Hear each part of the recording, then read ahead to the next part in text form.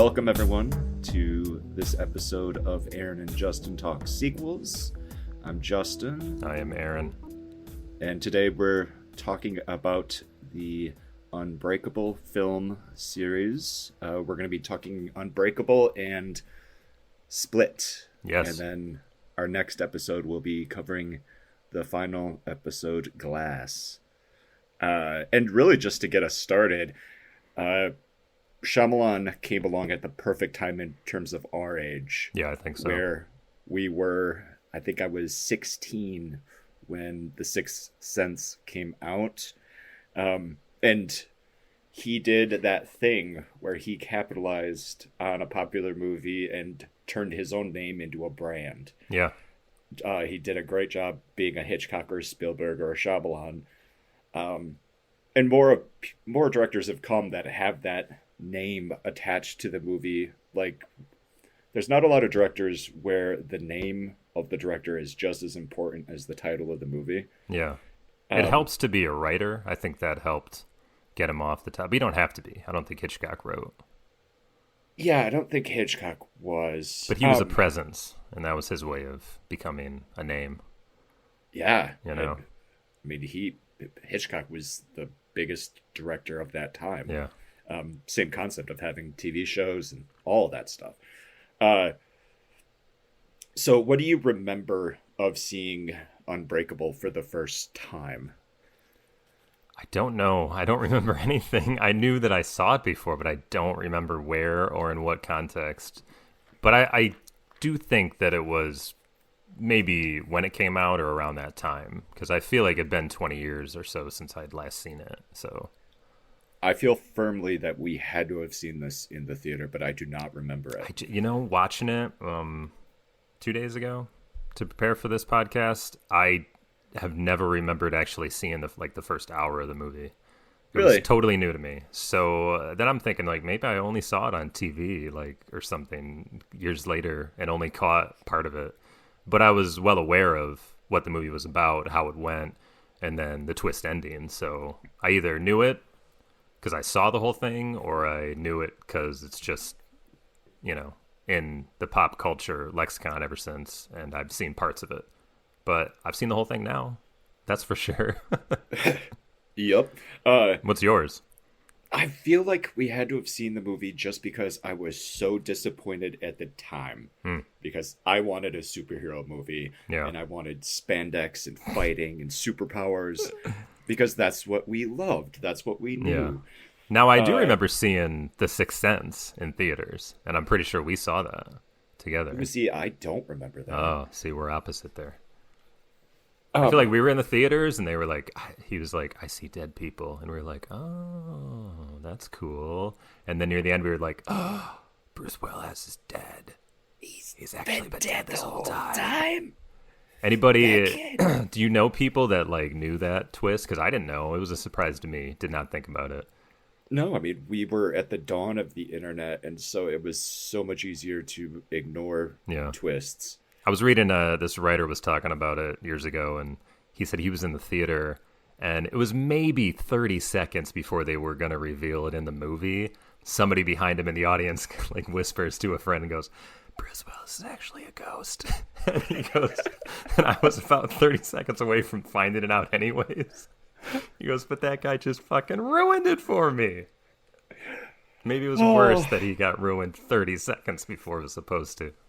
30 seconds before, I think, would be the worst. Yeah. Somehow it's worse than finding out even before you go into the theater. I don't know. Yeah, you can prepare yourself. So, Shyamalan has the reputation of being a twist movie director. Yeah. Having an element in the movie, everybody knows what a twist is, but I'm still going to define it.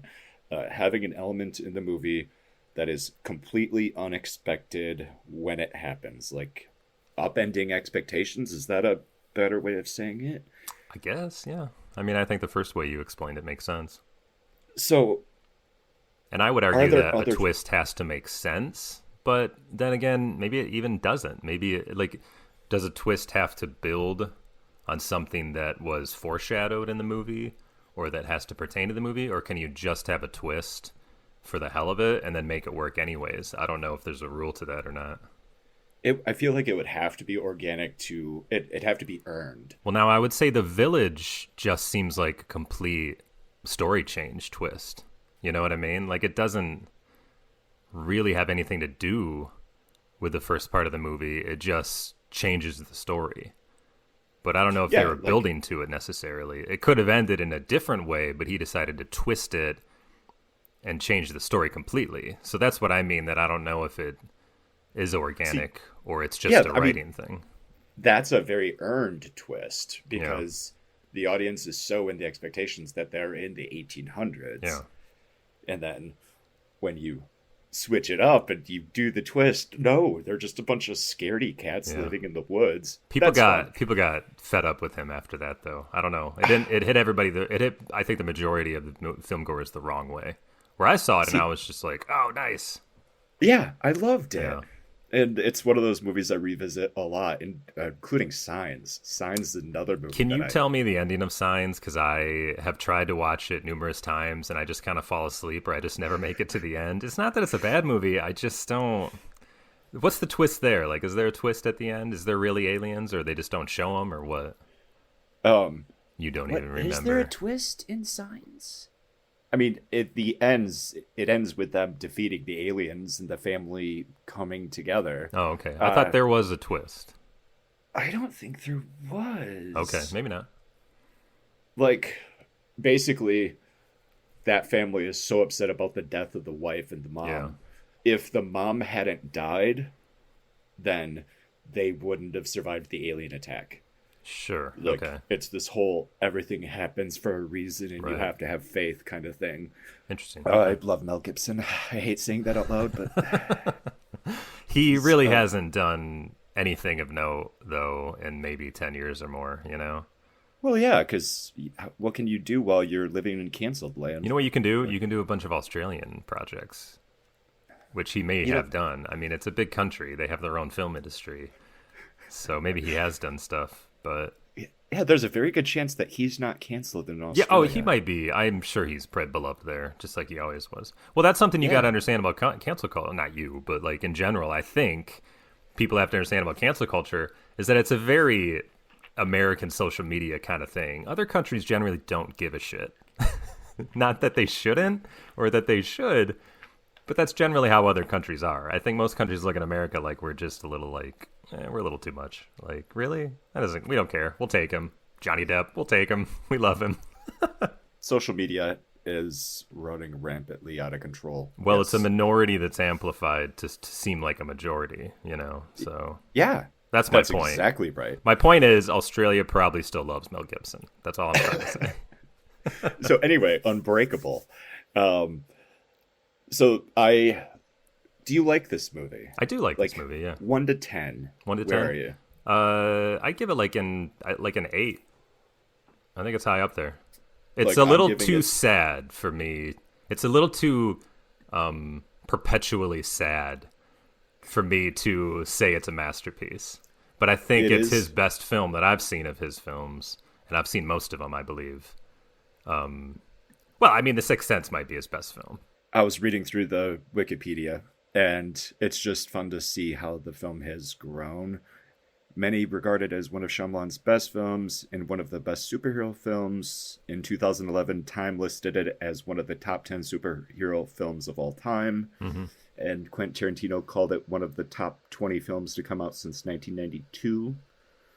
But I don't know when he said that. If he said it in 2001, that's not a big list. No, I think he said it like 2007 or something like that. I read that as well. Yeah, it's just kind of neat. Yeah. So something with Shyamalan is that it's not hard to really break down these plots. No. Yeah. But real quick, let's go through the main cast. We obviously have Bruce Willis. The name of the kid is Spencer Treat Clark. I don't know if I've seen him in other stuff. And then we've got Robin Wright. Mm-hmm. Why is she not super, super famous? Like, she does so good in this movie. Like, she's incredible. I think she is super, super famous, but she's not necessarily someone that she's not necessarily someone that would lead a movie. She could, but she's not. Yeah, Hollywood doesn't seek her out like that for some reason. But, Yeah, I mean, I forgot she was in it. I forgot who his wife was, and maybe that is one more detriment to the movie, and that the wife takes a back seat, as most wives do in a lot of these kind of movies, But at the same time, they do involve her with Elijah, at one point. So I thought that was good, that she was brought into the main plot instead of just the sad woman that stays at home all the time. But yeah, I mean, but ever since she was in House of Cards, I don't know if you watched that. I mean, she's like a fucking badass in House of Cards, and she's like a lead in House of Cards. So it's hard to see her play this role in Unbreakable, and not hard, but like it took me a minute to be like, oh, she's like the squirrely wife in this movie, or to see her in Forrest Gump as Jenny. You know what I mean? Like, it's just like I see her in Wonder Woman movies, and that makes more sense about who she is nowadays, because she's like this badass. So it was, I guess it shows a good range with her.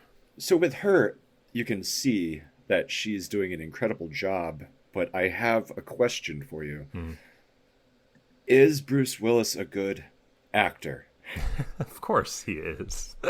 Like, there's always this conversation about Bruce Willis phoning it in and not trying and doing a lot of crap. Yeah. And he does do a lot of crap, but I can never tell when he's good and bad in terms of his performance.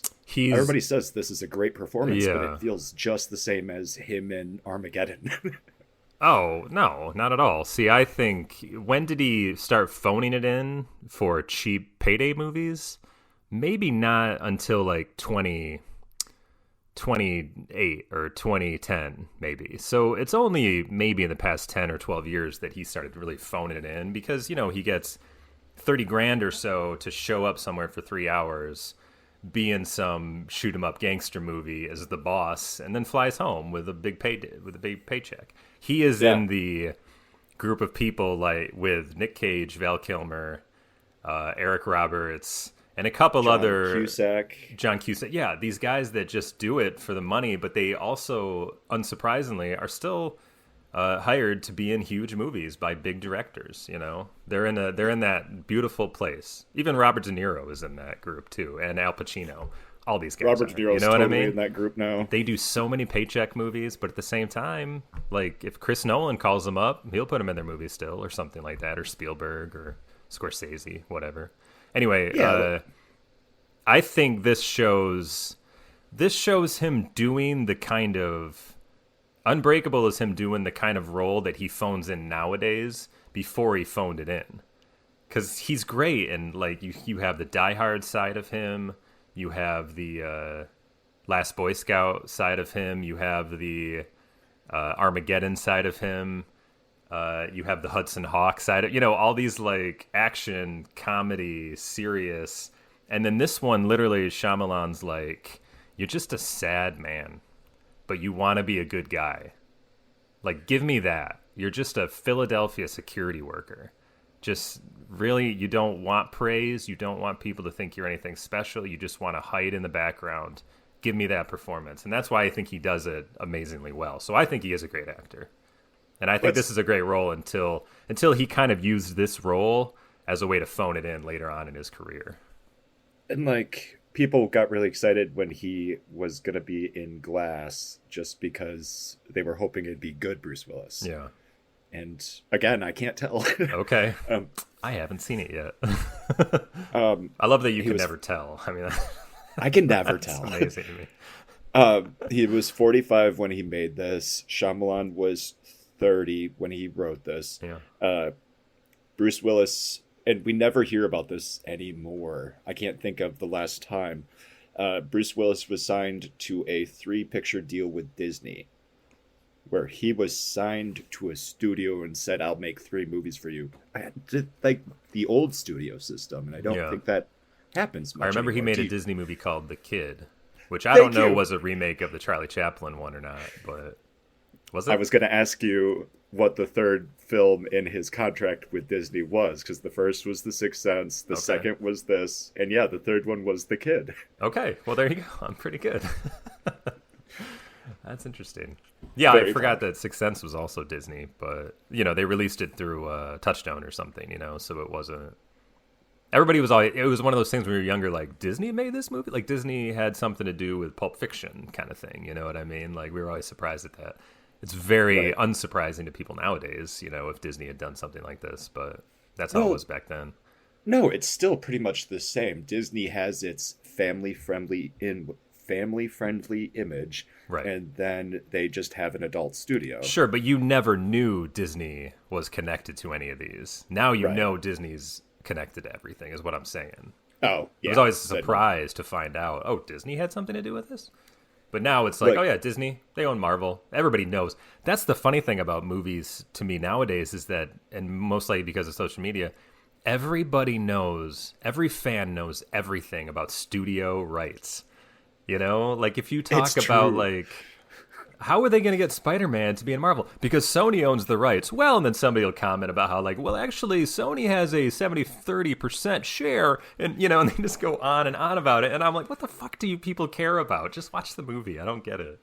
they don't spend enough time talking about the rights for the Incredible Hulk. Yeah. And that's Universal, right? That's Universal. Yeah. And they've tried to make a movie that fits, but it's so hard to work with Universal. I see. Did we talk about the arc of the Hulk from Thor to Avengers Endgame? Yeah. That arc of the Hulk turning from a monster into an intelligent man. Yeah. The worst thing they They did with him was the Endgame version of him. I thought it they was the stupidest Hulk. I hated it. I mean, they basically brought him up in line with the comic books. Like they wanted that intelligent and not just the monster. Well, right, but they did the intelligent thing back in like the early 90s. Like he was smart Hulk then. Peter David wrote him as that, but then he's gone back and forth. Like now he's the immortal Hulk, if you're Right. familiar. No, But he's I not haven't- smart anymore. Like he's a savage again. Really. Yeah, pretty sure. But that entire sequence for the Hulk was originally supposed to be a standalone movie, but they could never make it work. Yeah. And so the only thing they could do is have him be in other movies and kind of tell the story slowly. Yeah. As a comic fan who loved Planet Hulk, the whole series, I'm angry that they wasted it all on that Ragnarok movie, which I enjoyed the movie, but he would have had an excellent movie all his own if they would have took that story and made it a whole Hulk film. But instead, they just used a little bit of it for Ragnarok, and now they can't do it anymore, So that's what I was angry about. I can't say that director's name properly. Takia? I think it's Taiki Watiki. No, don't know. Yeah. I'm not I don't know gonna if he's try. a good director. He, I think people are impressed that these that these comedy guys are able to make blockbuster films, like the Russo brothers, and now this guy, because he was with the Flight of the Conchords, he was big with those guys in New Zealand, and didn't that's know how that. he was kind of brought up. And he did that What We Do in the Shadows movie. He starred in that one, and I think he directed it or he made it. He was a writer on it or something. So, and then they hand him Hulk, and it's like, can he pull it off? And then he pulls it off, so everybody's on their side. But yeah, I don't know if it necessarily makes him great at what he does. I think he's just a good director, but I don't know if he's a great director. Yeah, like Ryan Johnson has proved that he's a great director. Did you see Jojo Rabbit? Because that was... No, I didn't. Yeah, I didn't either. So that was his way of stepping outside of expectations yet again, And that's And people kind liked of it, where I I guess, was. so maybe he pulled it off. Maybe Um, he is a great director. I got nothing against him. I like him. Oh yeah, nothing against him, and I hope the new Thor is awesome. Yeah. Anyway, back to What the fuck did Unbreakable. we... What kind of segue did we get on here? We are It's out of very control. random. Although, hey, it is a comic book movie, Unbreakable, so it stands is. as a reason we may talk about comics in other forms. Right in line with the theme of the episode. So let's just run through the plot of Yeah. Unbreakable and get that out of the way. Let me try to do just a big overview. We don't have to go beat by beat. There's a guy, and he's married, and he has a kid. His marriage is on the rocks. He gets into a train accident, and he's the only one who survives. A stranger finds him and tells him that he thinks he's a superhero. Arguably, he reacts to that by saying, "You're a nut job, leave me alone." Life goes on. He starts to maybe think that the guy isn't a nut job. The nut job actually is stalking him, and he keeps finding him. And he convinces him that he's a hero. And then he goes and he fights some crimes, and then he makes up with his wife. Is that good? Yeah, but then there's another part. Oh, shoot, twist. what did I miss? Oh, and it turns out that the weirdo from the beginning who told him he was a hero, And he's become actually his a friend. bad guy. And then he goes to jail. Sorry, I blew it. Say it again. Oh, I don't know. What'd you say? I was saying they become good friends. You know? They become okay. They become friends. like he started like Bruce Willis finally trusts him. You Yeah. know? Only for Elijah to Sam Jackson's character to turn out to be twist the arch nemesis, the villain. He's the one that he's a terrorist. He's the one that caused all of these huge disasters to happen over the past however long, and to try to find someone who was special like Bruce Willis. And coincidentally, he has a train derailment that I think is pretty much in their town near Philadelphia. And what do you know? He finds him and he's living in the same city. That was a little far-fetched, I thought. Like, coincidentally, I finally found my superhero and he's right next door. But that's how he found Bruce Willis. So it turns out that Elijah was the twist villain the whole time. Villain the whole time. And he was blowing up places and killing lots of people, searching for his opposite. And I really like the way they framed that. Yeah. I figured if there was somebody that could be broken as easily as me, there has to be an opposite of that where somebody can barely get hurt. Yes, because Mr. Sam Jackson's character, his Price is his name, but the kids call him Mr. Glass because he's born with a rare condition where his bones break very easily. So he was born, we see at the beginning him actually born, and when he was born, like his arms and legs were broken. It was a very traumatic experience. But that's how you learn about him. And he grows up, and he's a very solitude individual until his mother gives him a comic book, and it's her way of kind of opening him up a little bit and giving him something to focus on, because he can't play with kids, he can't play sports, he just breaks too easily. So he grows up as this comic book lover, but I think he takes it very seriously. You know, he thinks that they're... did he equate it to the Bible or something? But he equated it to something in that when you tell, if there's a true story and it gets retold and retold and retold, it becomes a legend and it is exaggerated, but there's a hint of truth to everything. So he feels that there truly is a hint of truth in these fantastical stories that comics tell. And if someone like him can be so broken and able to be so broken so easily, it stands to reason in his mind that there may be a fantastic individual who's unbreakable. And that's what he set out to find in his life. And he just so happens to find it in Bruce Willis. Oh, you said the name of the movie. There you go. Yeah. And so, I mean, that's the most of it, right? Yeah, that's pretty much it. I mean, there's a lot more to it. And he said the kids call him Mr. Glass as kind of a daredevil thing. Like, it's a way to make fun of him. But it makes him feel like an arch enemy, really. We find out at the end, like that's his villain name, Mr. Glass, you know. But the way Shyamalan frames it is that, like, when he's a child, you really only see him in reflections, or you see him the majority of the time in reflections. You actually see him in glass. You see him through that TV screen, which I thought was a nice touch, you know. Like, his cane is made of glass. I did not pick up on that. You didn't pick up? Yeah, I picked up on that. That's awesome. Like when they show him the first time in his art gallery, he's in a reflection, you know? Yeah. So he owns an art gallery and he finds Bruce Willis, because it's all over the news that Bruce Willis is the only survivor of this train crash. Not a scratch on him, you know? Not a scratch. So Elijah, Sam Jackson's character, searches him out. They meet at the art gallery. He loves comic book art, and he thinks of it more as like true art than just throwaway art. So he's very, like, there's this guy that is trying to buy a piece of comic book art, and he says it's for his kid, and he won't sell it to him because he's just like, this is not some toy for a child. This is real. This is artistic, blah, blah, blah. So then they talk in the art gallery. That's where Elijah's giving David, who's Bruce Willis's character, the first idea that he's something special. So then once he gets that in his head, he can't kind of let it go. So he and his son really wants to believe that his dad is special as well. So they start to find things about him. Like, he's like, have I ever been sick? I've never been sick in my life. And then there's like a car accident that brought him and his wife together. And he claims he was hurt. It was always a lie. He was never hurt in the car accident. She was hurt, but he was never hurt.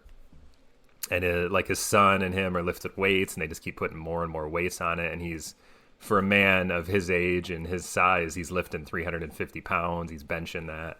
All these fantastical things are happening. Yeah. Yeah. And so that's where the movie is really an origin story about the whole movie is an origin story about the hero, pretty much.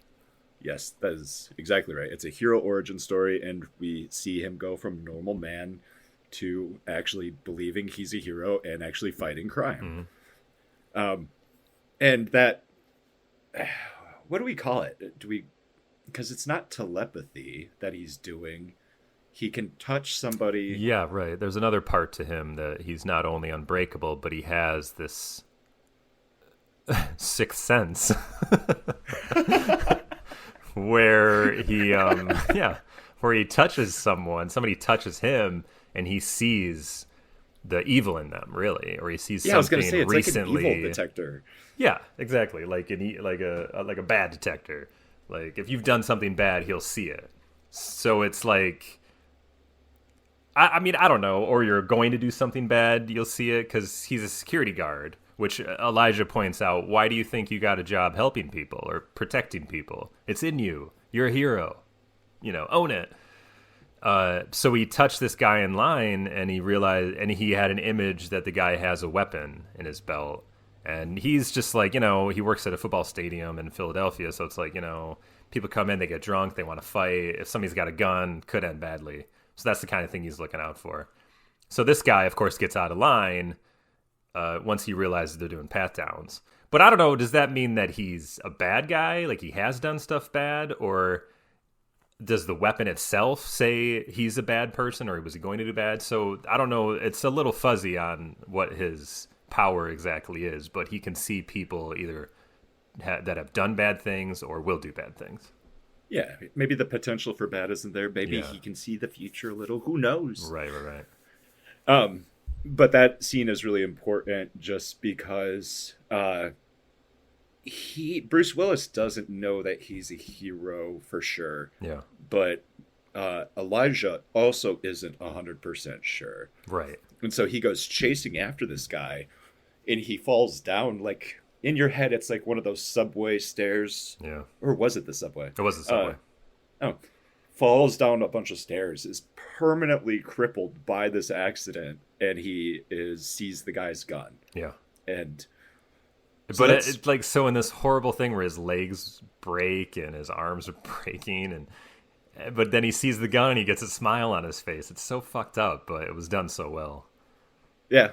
So Shyamalan's writing. Yeah. Like, when this guy is on, he's incredible. Yeah. Like, I don't know how a 30-year-old was able to write about relationships the way that he did, because everything about those family elements were great. There are so many great little details in there that he writes into films so well. You know what he does best, I feel? He doesn't get too far into it. Like, he just keeps it on the surface enough to make it work.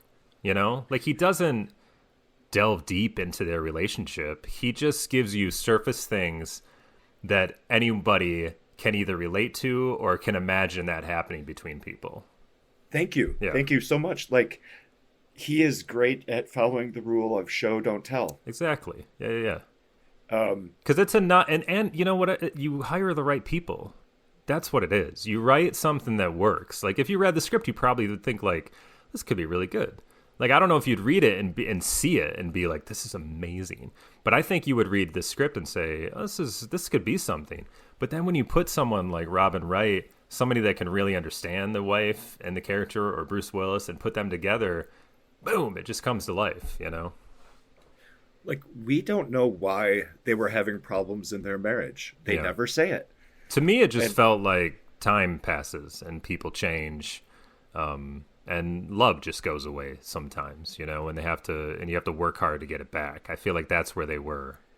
But because he had a job offer in New York, so he was thinking about moving. But I don't think he would have moved if things were fine. I think things were just not fine. He's just sad, and he thought this was a way to get away. right. Well, there's one little detail in there where it really suggests one of them fucked up real bad. Yeah. What When was they that go to detail? pick him up from the hospital, and they're surrounded by all these families, Yeah. and he's the only survivor. The kid runs up and hugs him, and the wife holds his hand for about a second, Yeah, just and for a then minute. lets it go. She gave a real Melania Trump kind of move there. Yeah. And so this man was the only survivor in a terrible accident, and you only have empathy for about 1 second. Yeah, there I was don't know if something I saw it bad. that way. I saw it like when we first meet him on the train, and an attractive woman's going to sit next to me, it takes off the ring. This is what I mean about Shyamalan's writing that's on the surface. It's kind of show, don't tell, you're saying. Like, those are simple cues to let you know there's some trouble. So he takes off his ring. Your thought is he's either a dick or he's just having marriage problems. And then when she grabs his hand and it, like, to show a little empathy or sympathy and then lets it go, it's just another little indication that, like, they got troubles. But I didn't read into it more like any of them fucked up. I just thought, to me, it was an easy, nice way to clearly identify that there's marriage problems. That's all. If you ever get divorced, I'm divorced. Okay. Aaron's married. I have a girlfriend. She's wonderful. Yeah. But him And I'm taking off happily that married, because I feel like you prefaced that like this will probably happen. 50% of all marriages, but no. Yeah, right. When he takes off that ring and he tries to talk to the girl, he does leave it so simple where people can put themselves in there. And I can tell you, it's so hard to watch, it's so awkward to watch the way after he being acts. married for so many years, that is exactly how I was after I got divorced. my I God. was so awkward. That's so bad. Like, he just tried so hard, Like, he drove her to that point. I was just waiting for her to be like, "You got to get out of there, lady." Like, this guy's weird. And it was it was so good. What are some other moments that really stuck out for me? I think a moment like when you said like he's the only survivor, like, those are excellent set pieces, like him having to walk through the families of the deceased, and he's the only, like, you can only just imagine what's going through their heads, like this guy survives. The one, like, we're all waiting here knowing our families are dead, and but we know there's one survivor. What family is this guy connected to? And then those two stand up. Most of the families are probably just like, motherfucker. Couldn't have been mine, I love the car crash that they're trying to remember, because he gave up a career in football for love. Yeah. And I think that's neat. Like, this whole movie is just... But it's also cerebral in that Elijah said it really well. He said, because football is what, 10 years? You know what I mean? Because that's not a job you can do forever. That's a job people literally I don't know why anybody becomes an athlete, honestly. Because you literally, like, that's, unless you're Brett Favre and want to keep it going for until you're 40 something, nobody wants you after you're 35. You know what I mean? That's just the way it is. So, And you're super broken. Right. Like, you have bad joints for the rest of your life. oh my God, my dad still talks about his knee blew out back in 73. You know what I mean? Playing baseball.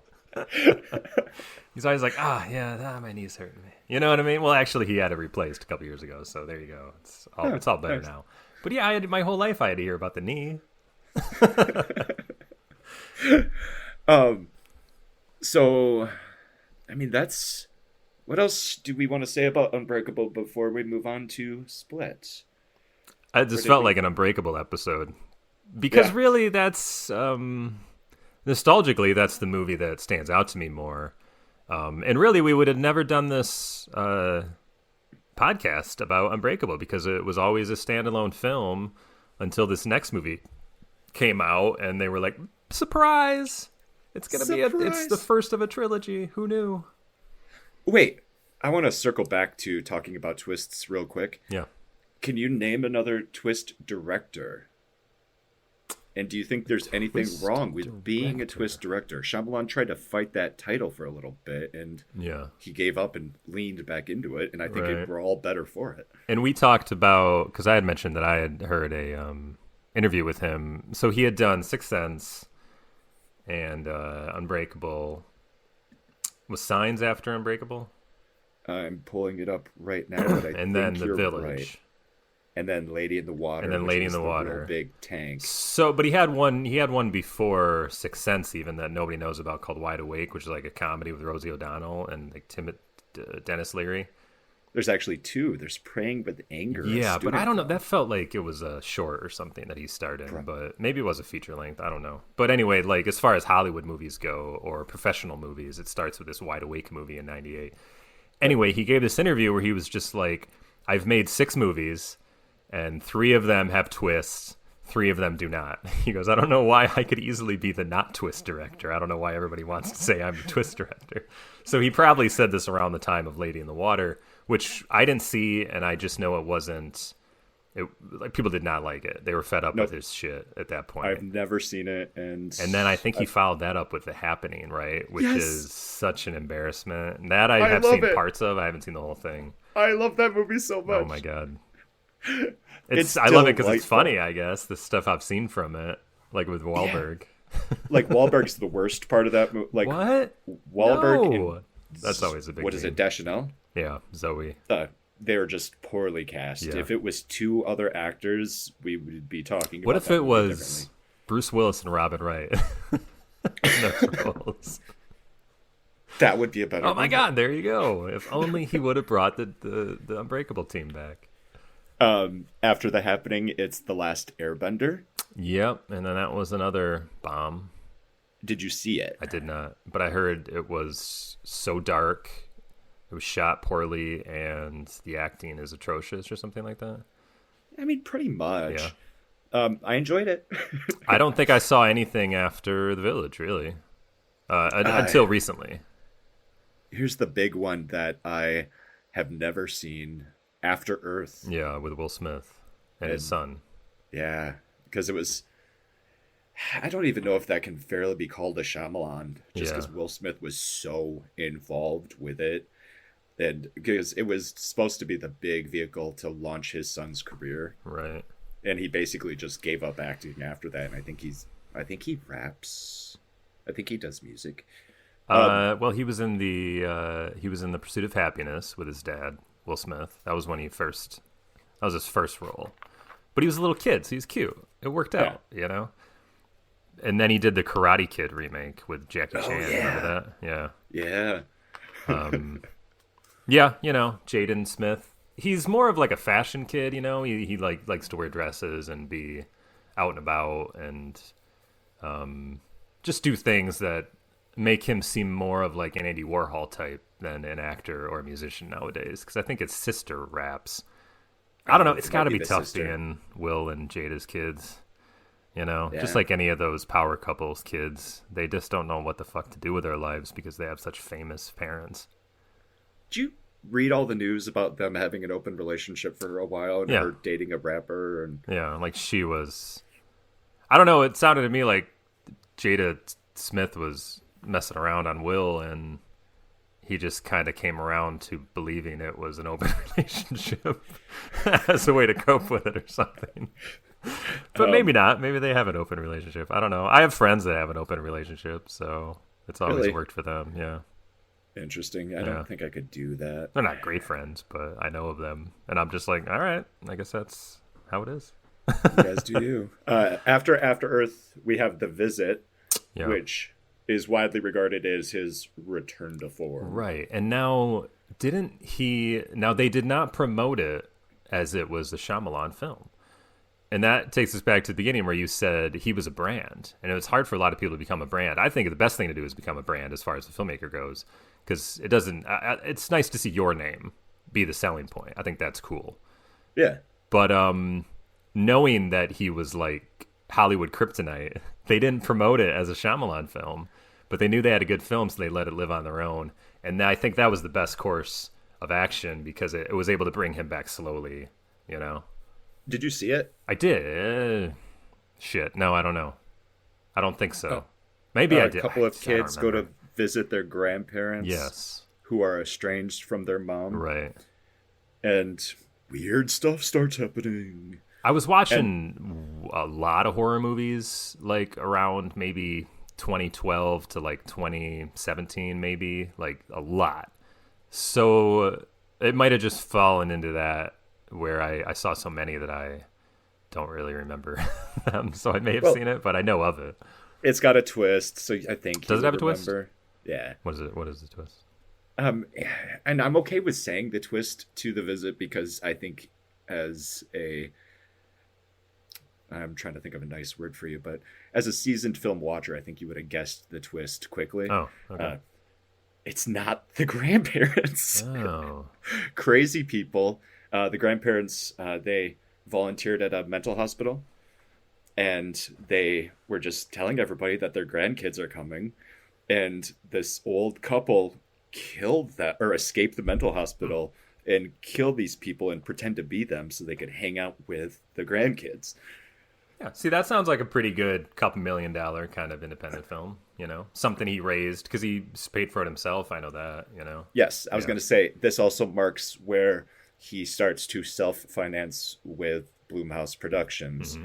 And so The Visit, I think, I want to look real quick. It made money. He made a fucking killing.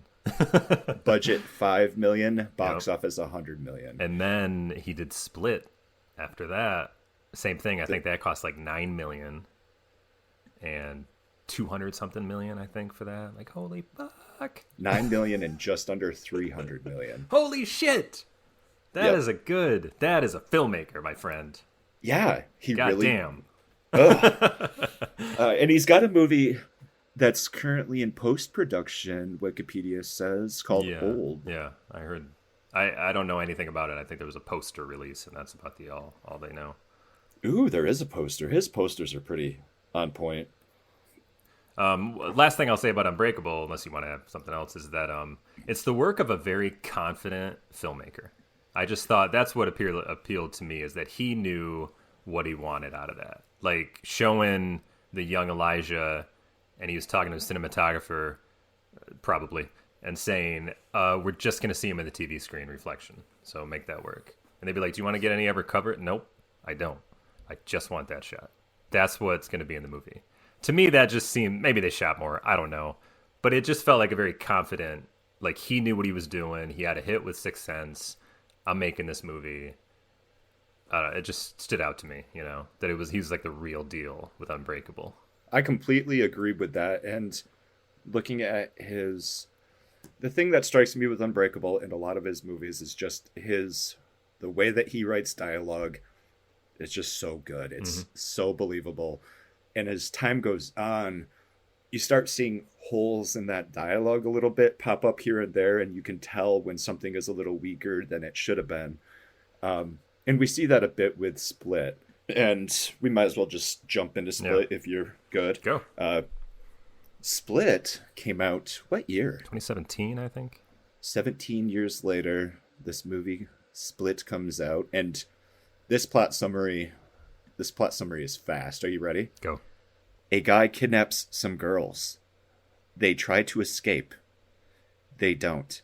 He eats them, turns into a monster, and disappears. That's a little too bit of a summer. I don't know. That simplifies it a little too much, I think.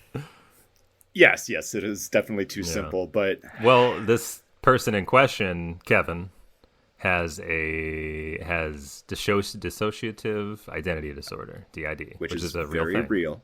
Yep. He has 23 personalities in him. 23 or 24? 23. Well, he has 23 known personalities because a psychiatrist says so. And she speaks with many of them, but she's never met a couple of them. Dennis, I don't know if she's met Patricia either, but Dennis is more of a hard ass. Dennis is the one that kidnaps the girls. And Patricia's the one that's kind of his cohort, but I think also kind of calms Dennis down. That's what Patricia is. And then there's also, what's his name? 2016, sorry. Hedwig, who's like a 9-year-old yes. boy. And this is all one actor, James McAvoy, who plays this role, and he is sensational in this movie. Able to do all of these different characters, you know, and he makes him more than just a caricature, especially when he's playing a female. He's just still makes it believable, even though there's a couple ticks that, you know, that it's for comedic effect, and I think that's fine. It's funny to see him play Patricia with a turtleneck, acting like she's a Catholic school nun or something. You know what I mean? It's funny, but at the same time, he makes it work. You know? Yeah. Let me try to break down what happened in Kevin's mind leading up to this movie. Yeah. So 23 personalities, and they have, it's like they're all sitting in a room in a chair. And they have this organized system of who gets to take control of Kevin's body. And they call it the light. Who has the light? Yep. And a word that is real for DID is alters. That's what they call each personality. Okay. And in real life, they actually lose memory. So when one alter isn't in the light, he has no idea what's happening. Right. So Barry was kind of the boss of this group of people. Yeah, he's like the effeminate fashion designer. Yeah. Yep. And he's a pretty good manager. And then Hedwig, the 9-year-old, has a special ability to take the light whenever he wants. From anybody. He listens to Barry. Yeah, and he can give it to anybody, too.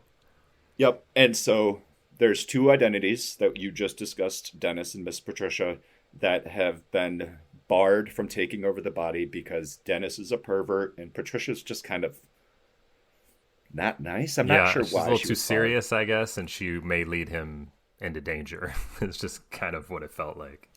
Oh, and the main reason that they got barred is because they believe there's a 24th identity called the Beast. Yeah. Which the Dr. Fletcher is cool with 23 identities, but she can just not wrap her mind around this 24th.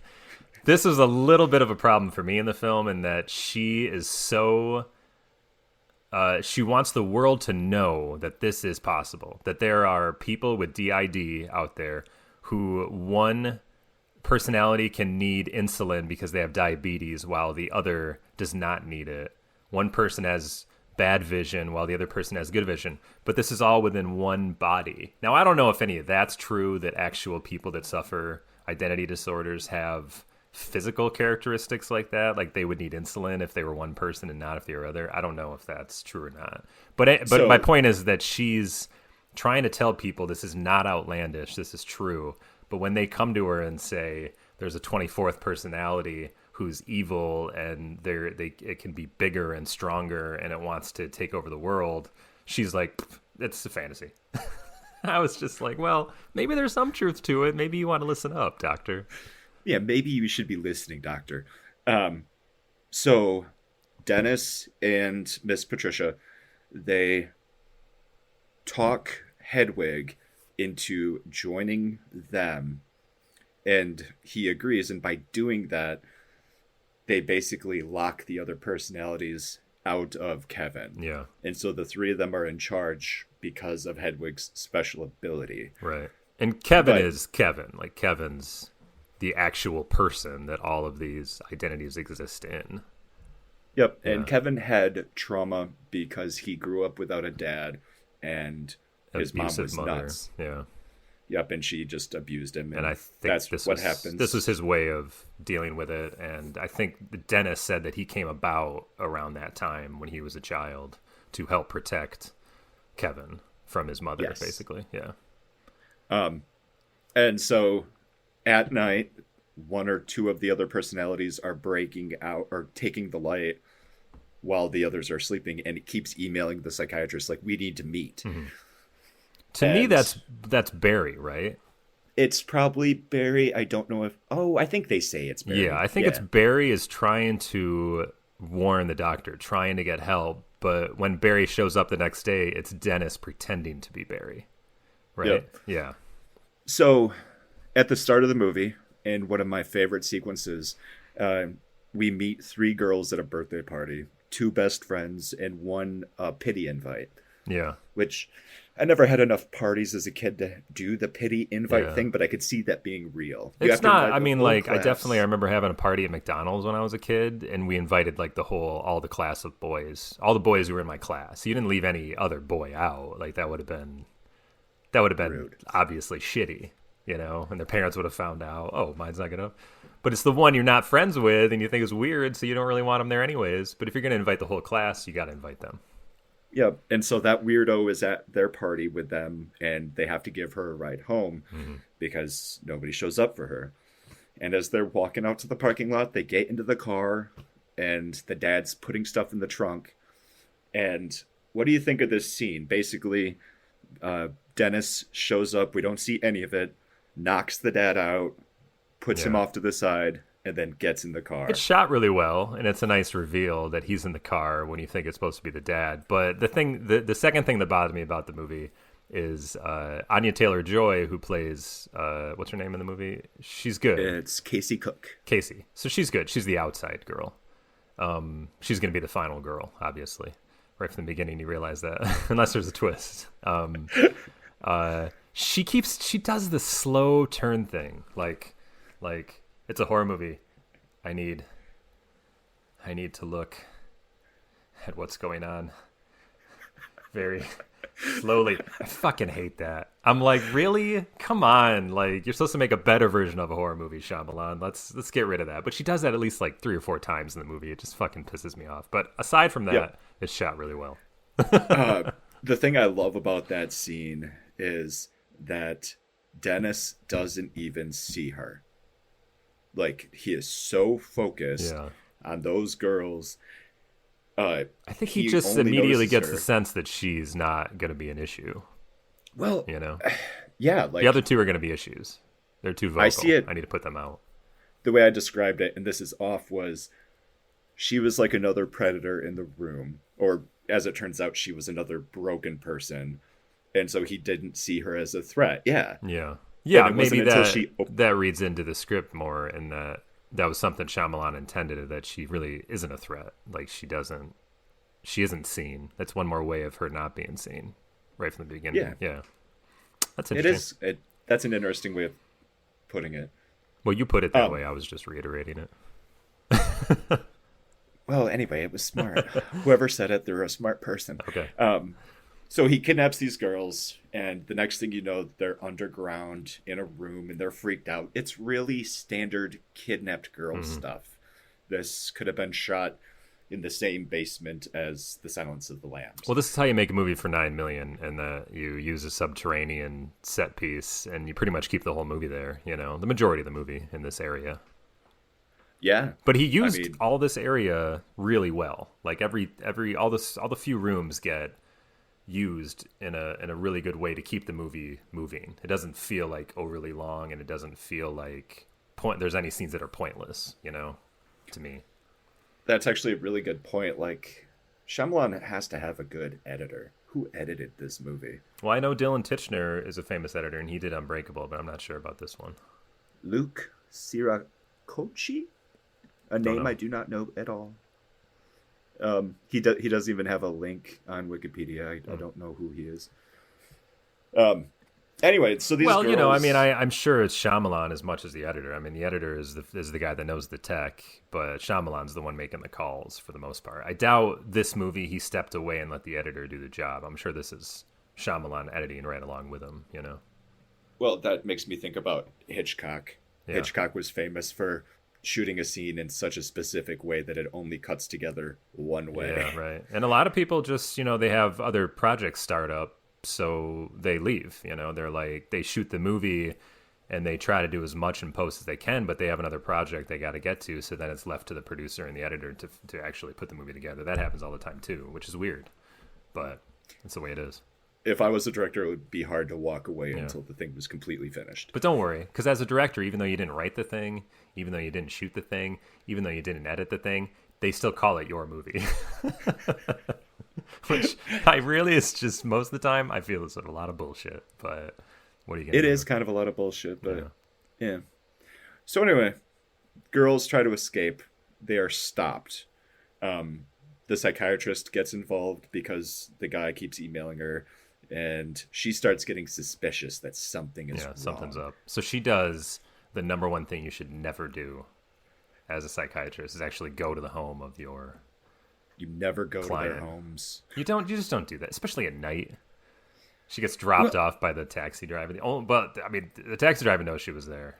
She ends up going missing. I hope the taxi driver calls the police. So she gets to the house, and at this point, the girls are all locked up separately.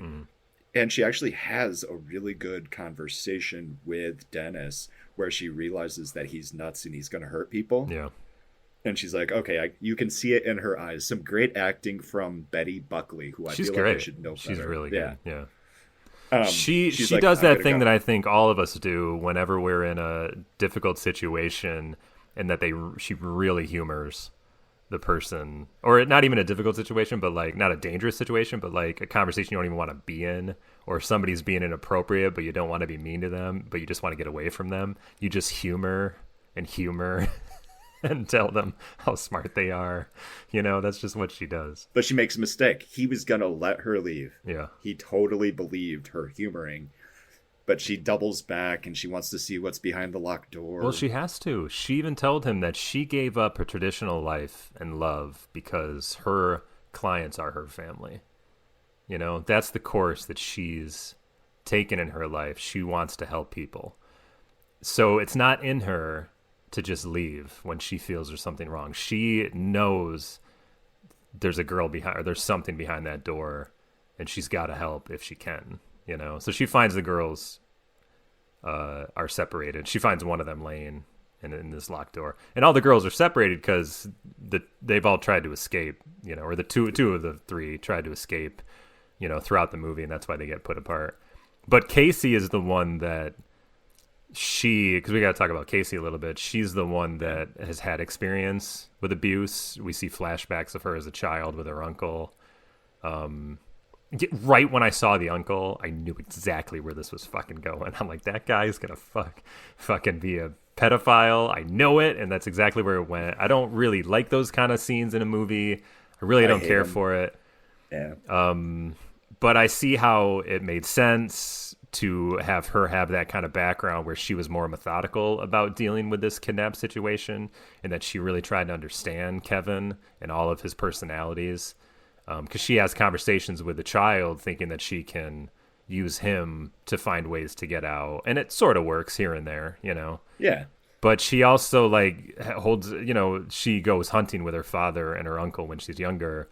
And that's what leads to the uncle being a pedophile. Like, he's able to get her alone while they're on these hunting trips, I guess. But she also points a shotgun at him. So it shows that she knows how to use a shotgun. You know what I mean? So that helps later in the movie when she actually gets hold of an actual shotgun. So I guess Shyamalan felt that was just a little mechanical thing you needed to put in there.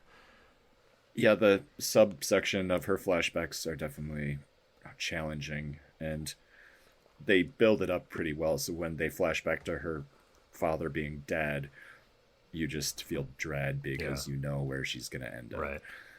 But it's and also a larger story to show that she's a broken person. Yep, this is where we are. The Beast... Was the Beast already there? No, he wasn't. Yeah, so she talks to Dennis at his home, the doctor, Dr. Fletcher, finds the girl. He drugs her with a spray and knocks her out. Yes. So she's out of it.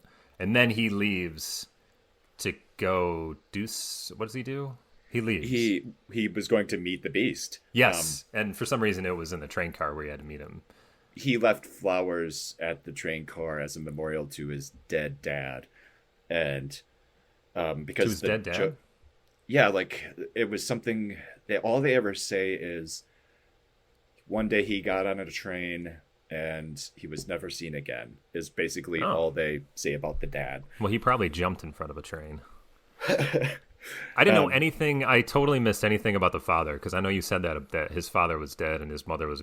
I didn't. I was like, oh yeah, I didn't know anything about the dad. I missed that. Yeah, that's I think I only picked up on that because I read it in the wiki. Okay. But yeah, he leaves flowers at the Oh, train. okay. Well, that makes more sense. I didn't know I thought the flowers were made for his other personalities or something like that. He was saying goodbye to them or something because he was going to be the Beast. I honestly thought he was giving the flowers to the Beast. Like, hey, nice to meet you. Well, everybody likes flowers. So he goes in the train car, becomes the Beast. And this is also a part of having the DID, which is obviously probably not true. And that they talk about, if you believe, the reason one needs insulin, the reason one needs glasses but the other doesn't, is that if you believe yourself to be this way, your body will physically change to be that way. So they believed themselves to be a Beast who was an individual that was taller than Kevin, more muscular than Kevin, whose skin was hard as a rock and wouldn't be pierced like a normal human's, could crawl on walls like easily like a predator. Yeah. So these are all things that the doctor was like, this is all fantasy, that nobody can do that. But this movie is here to say that there's something in our brain that is unlocked that allows a human with DID to actually become who they believe them to be. And that's why the Beast becomes supernaturally a real person. People with DID don't have different physical issues like insulin, but they are able to feel symptoms psychosomatically. Yes, like their brain can think there's something different with their body, but the body doesn't actually change. It's all psychosomatic. It's like when a disease is in the news all the time and you feel that you have it. Psychosomatic, exactly. Yeah. So yeah, he becomes the Beast and he runs home and he just enters and the doctor is woken up, but she's still in a real daze, but she scribbles something on some papers and then he grabs her and squeezes her to death. Yes. So he kills her. And that was a very good death scene where it was tight. I love a death scene where it's tight on their face. Yeah. And it's so demanding of the actor or actress to nail it. And she nails it. She does a good job dying. So he kills her, and then he goes to eat the two girls. Yep, but what she scribbled on the page is say his name, Kevin Wendell Crumb. Right. Because everybody who has superpowers needs some sort of kryptonite. Mm-hmm. And his kryptonite is saying his full name. Isn't that from a different movie? Like, I feel like it is. It does seem very familiar to me, but I can't. Kevin Wendell Crumb. Kevin Wendell Crumb. Like it. Well, it's Shazam, or am I just thinking of Beetlejuice? Right? Isn't Shazam something like that? Don't you have to like say? He says Shazam to become. How does he become the boy Captain again? Marvel. He touched a staff and said Shazam. This is like your favorite movie. How do you not remember? No, it's the best of the No, I know that's how he that becomes Shazam, as he says Shazam. But how does he become the boy again once he's Shazam? Does he have to say the name? I think he just says it again, Shazam. Oh, okay, gotcha. Yeah. I know what you're talking about though, because I felt the same way. There's something out there that I know of where you say their name and then they're no longer a threat, or they disappear, or something like that. Something. Oh, it's Beetlejuice. That's it. No, I don't know. Yeah. I don't know. So anyway, yeah. So he eats the girls.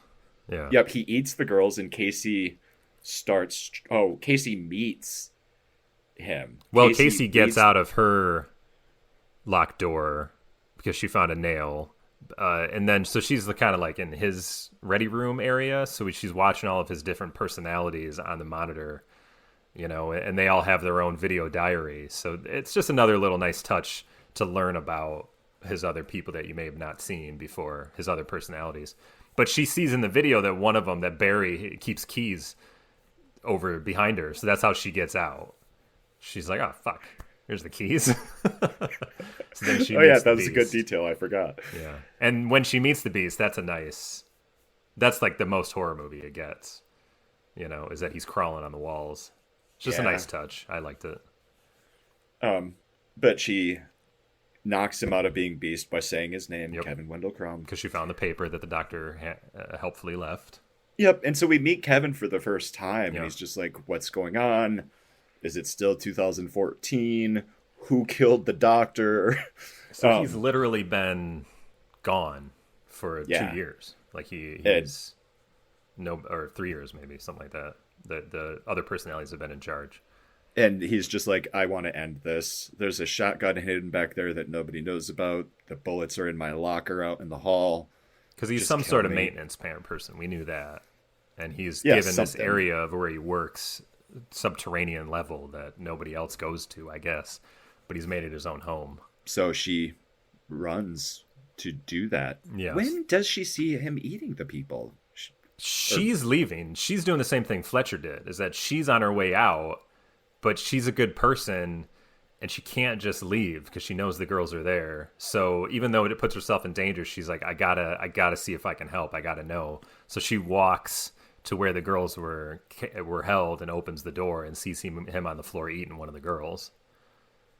Yeah. And she locks it and runs away, but he's strong now, so he just pushes the door open and chases her. And there's a chase. Yeah. And she gets off a couple rounds and the shotgun hits him. It's very creepy.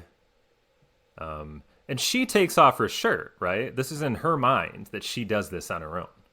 Is there a reason she took off her shirt at the end other than she just knew that I'll show him how I've been abused? I've scratched myself up.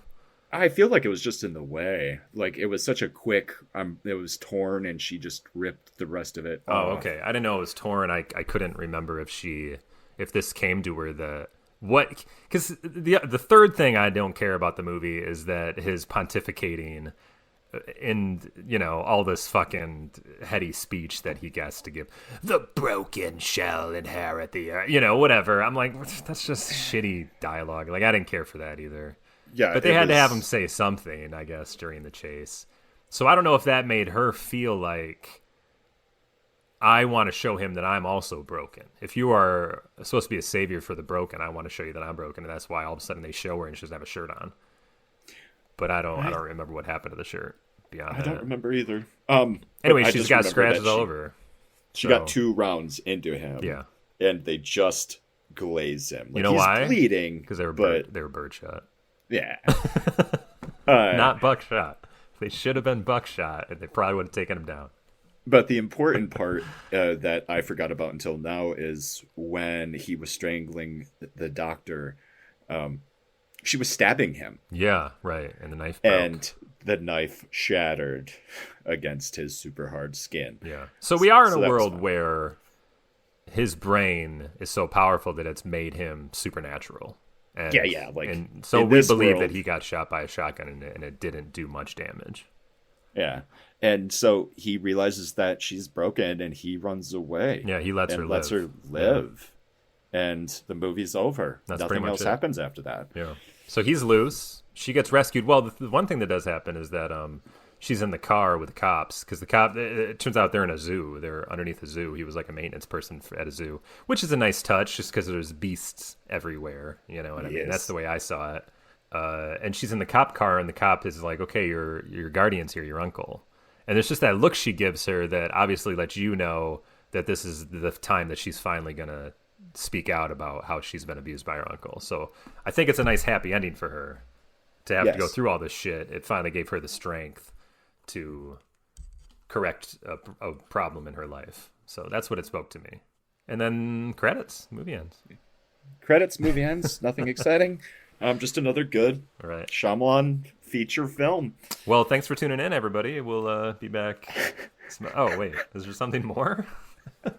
God, what if we just straight up just ended the episode? How could there be something more? I don't get it. I guess they decided to make another little scene in the movie where they just show the reaction of Philadelphians in a diner about the horror that had happened. Just to really drive the horde. Yeah. And this is where we see David Dunn? Wait, Bruce Willis's character from the Unbreakable movie? What is he doing in this movie? What is he eating? Wait. More importantly.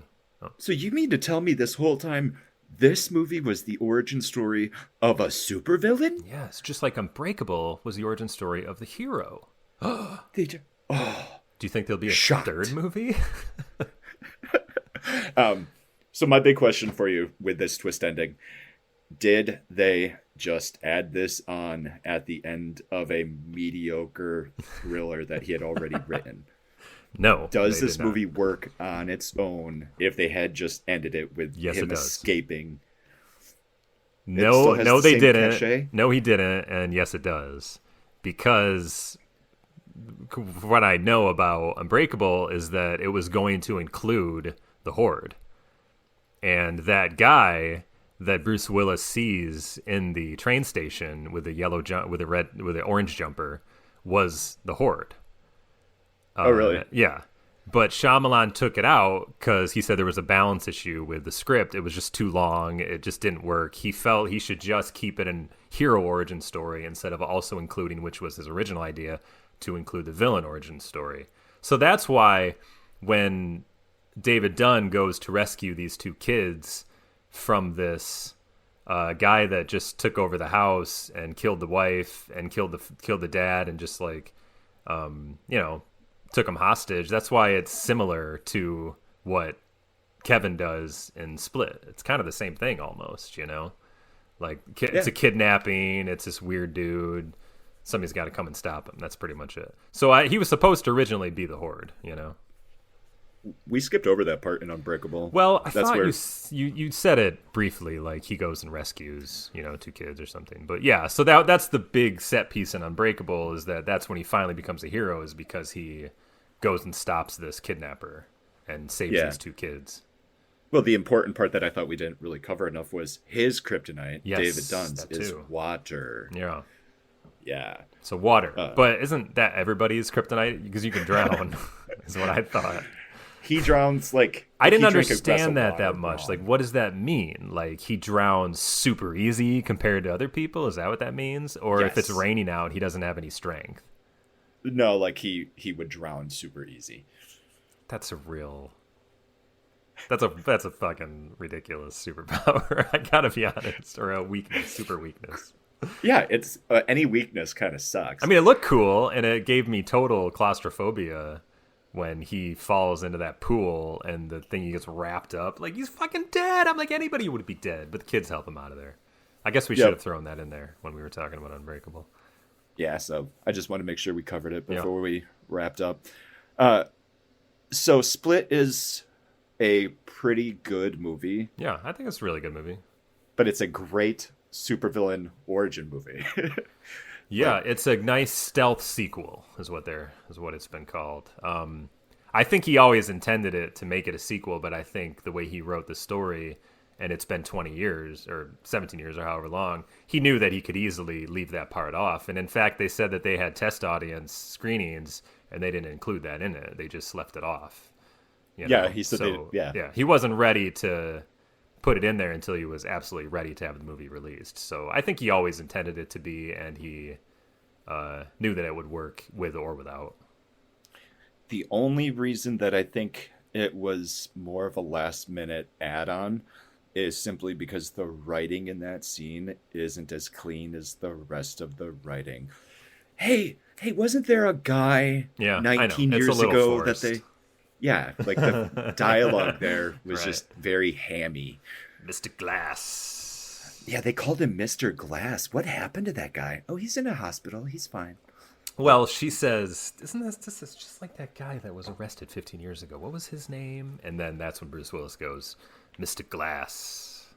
How is it just like 15 years ago? Like, he didn't kidnap some girls and eat them. Well, it was a supervillain who was a super terrorist in Philadelphia that probably, I don't know, I haven't seen Glass yet, but maybe when he got arrested after David called the police on him, it was revealed that he was a terrorist who plotted all of these huge catastrophes. So, it would probably be something. It would be like Philadelphia's 9/11, basically. Like they would talk about this guy.